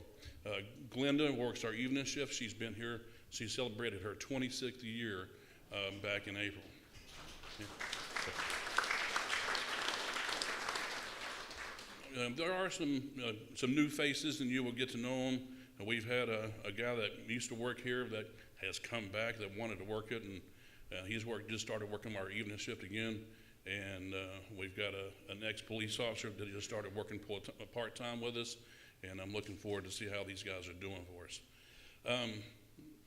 Believe it or not, we generate money at the security gate. And so I've got a few statistics for you. We're not in the millions up there, let me tell you that. But we generated, I went back just did from April to April, and to give you some of the ideas of things that we do sell and do what we do as for generators income. The first thing is, obviously, everybody knows about the toll tax, and we generated over the past year $3,810 in revenue with the toll tax. Contractors passes is one of the things that we really pushed at the beginning of the year because of the growth and all the folks that are building homes here. There's a lot of contractors that come in and day out, and we get to know them. And so we decided to start selling them annual contractor passes at $20 a pop in order to facilitate getting them through what I can call the managed lane. And we have their information down in that. So when they sign up for it, we got a database of who it is and what vehicle it is and that kind of stuff. So if there is an issue, we can get in contact with that company and get it resolved quickly. But with the revenue of that, we've generated $3,640 on those contractor passes. Marina usage, that's your boat slips and stuff. We did $7,265 over the last year. And boat launches, using the slip to get in and out of, was $981. And we'll even sell you a map for $5. So total for the year, $15,961. It's, like I said, it's not, we're not in the millions up there, but we're doing something. What I do want to talk to you about, they told you about the gates with the lift masters and that we've got them in and everything. And yes, we've had a couple of folks that try to get through there a little bit quicker. And we've had some with the poles. Just, you guys, you got to be patient with them getting up and getting down because they will sneak up on you from time to time. They have, it's pretty neat, when they bought them, they have these breakaway nuts on the back so that it limits the damage to the poles into other people's equipment and vehicles and that kind of stuff. And it's a whole lot less expensive to change out a couple of plastic nuts than it is changing out poles and all that as well. I think each pole costs about a couple $100 in order to make it happen. But the LiftMaster systems that we have received are working well. The toll tag lanes that we currently use for the homeowners and property owners was originally set up, I believe, back in 2018. And we are pretty well, it only allowed us 3,000 slots for toll tags to be utilized for that, and we maxed out on that about 6 months ago. And so we've been going through, with the help of the administration, to thin out some of the old vehicles and stuff, because people move and they get gone, but they don't tell us, and oh yeah, by the way, we traded a car in or something like that. So we're working, trying to get that cleared up, because the alternative is we're going to have to get an upgraded system, and the cheapest I've found looking forward is around $8,000 in order to get it facilitated and to make it happen. We also investigated a potential gate management system for homeowners and stuff to be able to allow guests in via computer-wise. I saw one that you can send them a text message and it has a QR code of one-time use, and we would have like a scanner that you get the brochures that pops it, and what it does, it hits the system, will let us know that these folks are here, they were authorized to be here, and it also lets the homeowner know that they have arrived, and via a text message they came through the gate and that kind of stuff. Again, it all costs money, and my $15,000 ain't quite covering it, but we're working towards it. some of the things that we're just looking for to try to expedite as we grow. You know, I've looked into license plate reading systems and that kind of stuff in order to try to facilitate just picking up the overall efficiency of the gate. And the reason why I tell you this is I'm going to tell you some statistics, what happens at the gate. And so in the managed lane, which is what I call the cat lane, where everybody knows, over the course from April to April, we had a grand total of vehicles that were checked in was 141,331 vehicles. Of those that were there, that broke down to registered guests was 65,175. That means we received 65,175 phone calls just the past year, on top of getting them in. The other registered vehicles, like any contractors and stuff like that, managed to be about 26,000. That makes up the 141,000. We have 11 people on staff, so it's a pretty fair amount to keep that thing going. And the numbers are actually probably a little bit low because with the contractors' passes, once they've been there for the first time for the day, or we give them a week pass sometimes, and we don't have to having to get them rewritten down every time over and over again. So realistically, that number is probably closer to 200,000 that comes through that gate on an annual basis. Along with that, you got the patrol side. These guys get out here and we got, thank you very much for the brand new vehicle that we have received, and we just put it in service just a few weeks ago. It's a Chevrolet Trailblazer, and the day shift guys were chomping at the bit to be able to get into it and have a nice low mileage ride. Each one of the other vehicles got 100,000+ miles on it. And the reason why is there's approximately 69 miles of roads here in White Bluff. And on a given year, over the past year, we drove 77,000 miles on those roads. So, yep, the numbers of this year driving around and everything, we put a lot of miles on vehicles, but we do it to try to keep this place safe and secure for everybody. And one of the other statistics I'm going to throw out there is we have watch orders. And so if you're going on vacation and you're gone for a couple of weeks and you come by and say, hey, will you keep an eye on our property? We physically go out to that property and do a walk around. Now, we ain't jerking on windows and doors and stuff like that, but if we do see something, we'll report it and get in contact with those individuals with the emergency contact. So for the last year, we did 5,235 walk-arounds on properties out here. So they work hard for you. We work hard for you. These are some good folks out here, and we're looking forward to what we got going on for the rest of the summer. And I know it gets busy on the holidays and things like that. Be patient with us. Make sure you smile at us. We love waving at you. Wave high back. Thank you.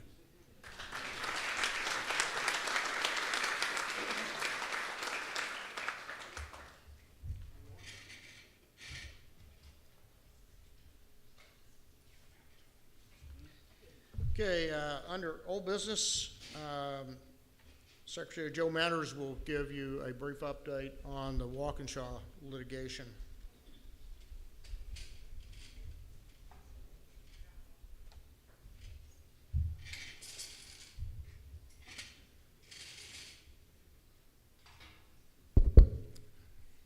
You folks still with me in the back?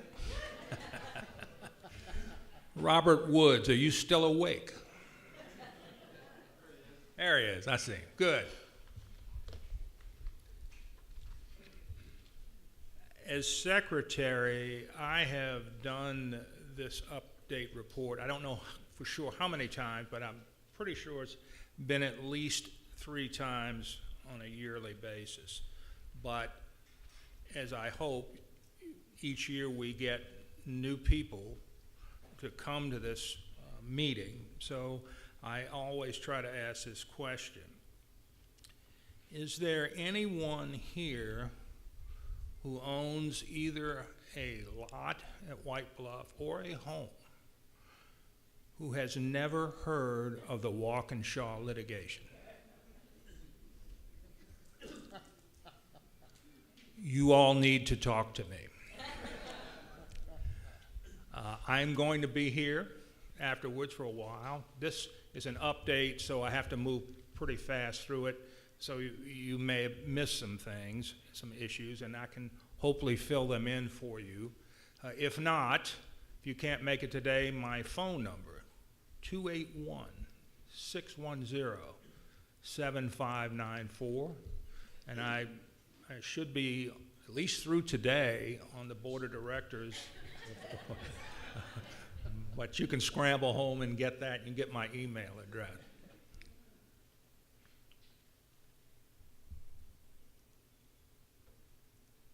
It's hard to believe, and in my 40-year, I guess, experience as an attorney, this litigation has been going on in one form or another since 2009, or through today, about 25 years. And the central issue addressed by this litigation being, is it legal or illegal for a POA or HOA to pay their members maintenance fees to maintain an asset which the HOA or POA does not own? Okay. There is no Texas statutory law on this. There is a fair amount of legal precedent in prior cases, and which in my personal opinion as an attorney bears well for us as a POA. But the central issue, as defined originally by the federal court that set up a class action case, has not been settled. Now, the federal class action case was dismissed, and so there was no federal class ever set up. Class actions work very well when you have a large amount of plaintiffs, like in this case, where we have about plus or minus 1,200 plaintiffs that have made that argument that it was improper for this HOA, this POA, to pay maintenance fees on an asset we didn't own, being the 2 championship golf courses. It's moot today because we own the golf courses. We purchased the golf courses in the fall of 2018, so the issue doesn't apply, but it still exists before that time. Now, when I say it's never been settled, it's never been settled at the appellate level. It was settled in 2 district courts, one in Hidalgo County, in which there was a suit filed of about 250 plaintiffs that primarily lived there, and then another 900 plus plaintiffs in Dallas County that filed the exact same suit in Dallas County. And those cases rolled on, and both of those district judges ruled in favor of the plaintiffs, saying that it was illegal for a POA to do what we did. Okay. At some point in the past, both of those cases went to the appellate courts. The Hidalgo case went up on appeal, and that case was quickly dismissed because of improper venue, meaning the plaintiffs filed in the wrong district court. They should have filed in the domicile of the defendants, which at that time was either both the POA and Double Diamond, and so they filed it in the wrong county, and so it was dismissed. So the central issue was never answered. Okay. Judge Gina Slaughter, who is the district judge of the 191st Civil District Court in Dallas, rendered a decision for the plaintiffs, and an appeal was taken on that, and that case was dismissed by the appellate court because on the issue of mootness, being moot in that when we acquired the assets, when the POA acquired the assets, we owned it, and it was perfectly legal for us to charge maintenance on an item, on an asset we own. Okay. So moving forward, there are still some theoretically 1,100 plaintiffs that are still in Judge Slaughter's court, and she has rendered a judgment for the plaintiffs, and so the next step is to move forward with a damage trial to determine how much damage the plaintiffs have suffered by our actions of paying maintenance on these golf courses. That trial order has been set, and that trial is currently scheduled. I don't recall the exact date, but it's late November of this year. So a trial is going to be set up to hear the damage on that. We don't know how much damage is involved because it's the defendant, the plaintiffs have the obligation to prove their damages by a preponderance of the evidence.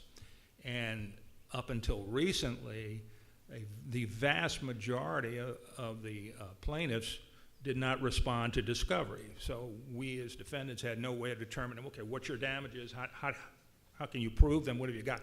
Nobody responded. So our counsel, the POA counsel, has taken action to try to remedy or limit the number of defendants the plaintiffs we will have against us in the argument that if you guys won't answer discovery, we can't defend our case. And so the judge has set up a deadline of the end of this month, May 31st, and is going to issue a ruling on what plaintiffs are still going to be involved in this lawsuit. We are hopeful that a substantial number of plaintiffs are going to be removed, which reduces our work burden. Okay. In asking our counsel for some notes, to back up what I was briefing you on this morning, they said, well, we're well into preparing the prosecution of this trial. We have selected with plaintiffs 63 plaintiffs counsel, 63 plaintiffs who we are going to depose. And that's, sit down, take a deposition, sworn under oath, and videotape it. Expensive, okay? They're going to do that for 63 plaintiffs. We are also going to, if we have not done so, I think we've already done so, decided to countersue some of these plaintiffs who owe us money but just stop paying their maintenance fees, and it doesn't have anything to do about the golf courses. They still own lots here and so forth, but they don't pay any money, and they may be delinquent to county tax officials and school authority. So we've countersued those people.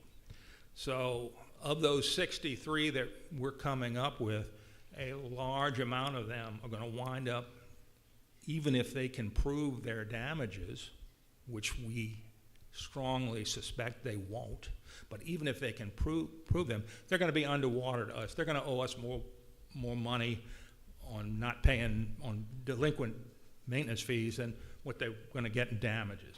So that looks up. I'm saddened today because I leave the board today, and I've been following this issue as one of my central duties as being on the board for 6.5 years. As I leave this afternoon, that's all over. I have no involvement. I'm being replaced by an extremely competent counsel, Ms. Teal Lang. She's going to monitor the case, and she'll be briefing you. Anyway, my personal opinion as an attorney is that I am extremely hopeful and confident that we're going to win this on appeal, that they have no current basis under law, equity, or fact that justifies the decision by the district judge to rule in their favor. I think it's improper, it would be improper for me to comment on a judge's political affiliations, okay? But I will say this judge has purple hair. Okay.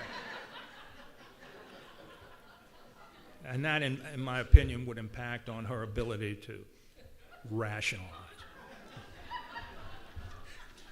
Anyway, this will probably be the last time I address you folks as members of our community. I want to say thank you, and thank you so much for the privilege of being on your board of directors and trying to serve you, and best of luck to all of us in the future. Thank you.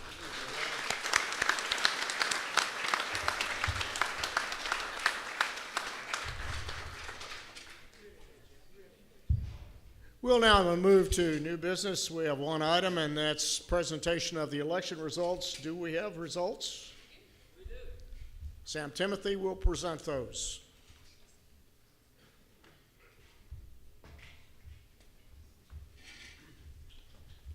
Okay, so your final quorum number was 27.71%, 1,736 members that cast votes.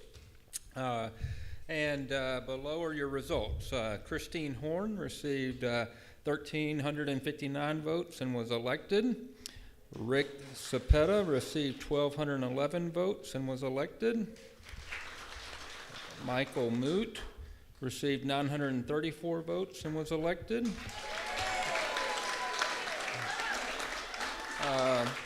Barry Bass received 327 votes. John Madero received 247, Kenneth 237, and 29 write-ins. So your newly elected officers, Christine Horn, Rick Cepeda, Michael Moot.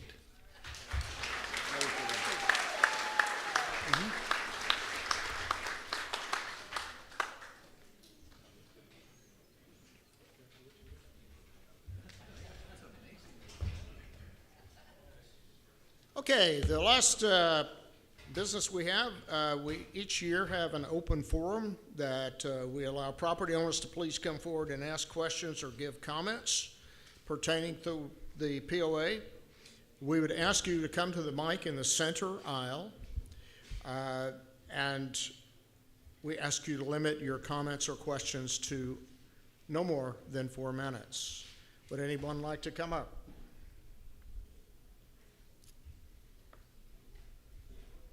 Please state your name and address for the record. Come visit me? Oh, Kathy Lloyd, and I live on Cedar Valley Drive, 7111. Question about the, I guess, condominiums that are kind of running down around their ears or rotting. Who owns those, and what's the plans to ever fix them up? Over there by the pickleball on the old course, those are really in bad shape. I believe those are owned by Right. one of the Flatiron entities. The board has been discussing that concern, and that will be probably discussed on the agenda of the next board meeting. Thank you. Anyone else? Good morning, Cassie. Hi there, Jim. How are you? Good. Cassie Fleming, 1738 White Bluff Drive. I'm quite sure they can hear me. I'm not I've been sitting too long, so I'm not real stable. Question, you and I have discussed this multiple times in person and that sort of thing. Are the multiple lot owners current on their maintenance fees? And if not, where do we stand on that? We turned a bunch of stuff over to the collection agency. What is our percentage on that? And did we at least break even on our investment for Eclipse Fest? Okay. Let's see. Let's take the multiple lot owners. State law requires that each person be treated the same. We made sure that our collections policy was consistent with state law and approved by council. So the answer is those people, regardless of how many lots they owned, who were delinquent, were turned over to the collection agency if they had not paid by April 15th. The second question you had was concerning the Eclipse Fest. I believe we actually made a little bit of money on that. Do you recall, Sue Ellen? Yeah, Yeah. We didn't lose money. We did not lose money on the Eclipse Fest. Yes. I don't have the current figure. I know the delinquency rate prior to. I think she means what percentage does the collection agency take? Oh, what percentage do they take? I'll let. Yeah, the collection agency takes 30%. We get 70%. We had a discussion about that as a board and said, we've exhausted every reasonable possibility of us being able to collect once we send the 2 demand letters. Let a company that does this professionally on a national basis take it. If they can get 70% of it, that's great. So. We get 70. Correct. So 70-30, 70% for POA, 30% for the collection agency. Anyone else have any questions or comments? Jim, on that note, can I interject something here? Just in numbers, the first 2 letters, we were able to receive about $800,000. On the Debt Collectors International operation, to date, we've collected about $170,000 net to us. Now, I have a question I'd like to ask this group for future collection possibilities that are not currently in place. First of all, by raise of hands, how many of you are homeowners that are here today? Okay, quite a few. Okay, next question. How many of you have a lot that's next to your house, some sort of circumstance or another, that you might have an interest in owning? Anybody? Raise your hand. There's a few. Okay. I mean, at a very good price, by the way. But okay. All right. You answered my question. Good enough. Thank you. Go ahead, Jim. State your name and address for the record, please. Hi, I'm Bridget Smiley, 39299 Cedar Trail.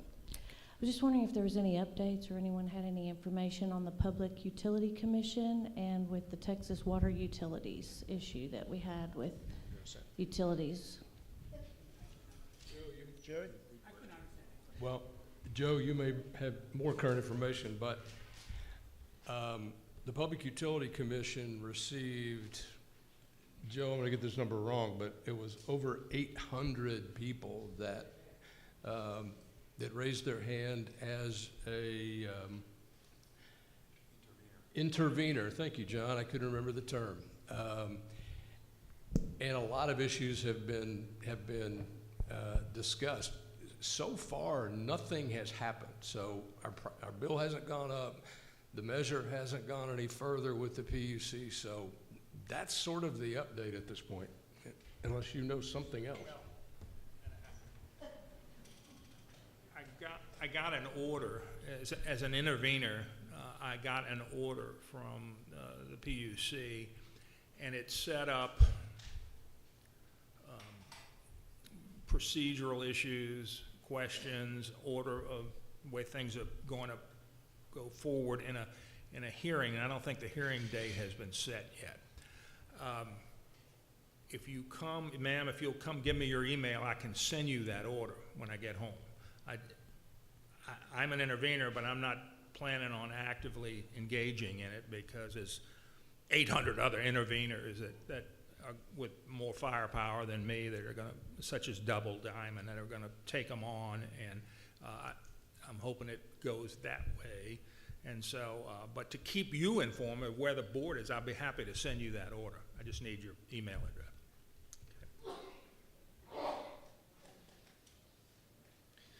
Okay. Come on up, Marshall. Thank you. One final comment. State your name and address for the record. My name is Marshall Snyder, 46008 White Bluff Drive. This is really just an aside comment. I wanted to compliment both the board and the management team for their work. The actual real life is that it's hard for people to take accountability for results, and I'm very, very pleased with the management team Things happen when you're dealing with the people. That's the way it always is. I think this team is perfect for that. They field all these little gripes just like it was nothing, and they really strive hard to get results, and that's what praise is there for you guys. Thank you very much for that. And thanks to the board as well. The big picture, look, we're in a rural area. We have a hard time budgeting. Look at the golf course, one of the most beautiful places in the world. And assets are expensive to keep up, and you guys are doing a great job. You've been accountable. Thank you. Thank you. Thank you. Yeah, we're kind of an undiscovered jewel, and our committees that presented earlier have a role to make us a little bit more visible to those that would like to move out of the city and move to this kind of beautiful setting and make this place either as a property owner and come down on the weekends and recreate, or possibly even move down here and reside full time. Anyone else? Seeing none, this concludes our business. I will entertain a motion to adjourn. So moved. Moved? Is there a second? John Bass seconded. All in favor say aye. Aye. Opposed? Motion carried. Thank you for coming. Be safe. Enjoy your weekend. Congratulations, sir. Thank you, sir. I survived.